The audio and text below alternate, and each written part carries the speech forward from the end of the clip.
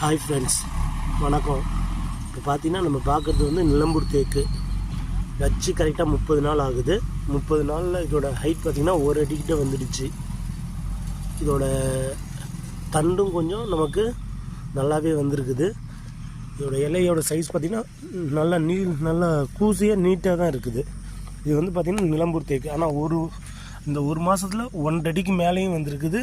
Maximum 1 அடி தான் வந்துடுச்சுன்னு பாருங்களேன். நல்லா இருக்குது கண், நல்லா நேராக தான் வருது கண்.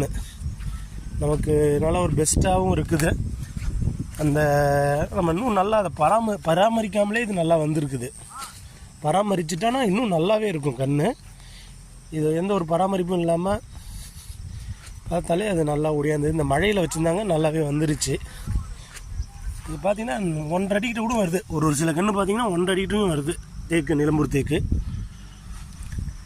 இப்போ இது வேணுன்னா நம்ம இன்ஸ்டாகிராமில் இருக்குது, அவைலபிள் கான்டாக்ட் நம்பர் இருக்குது. வேணுன்னா கால் பண்ணுங்கள், நம்மள்டேருந்து கன்று எடுத்துக்கலாம்.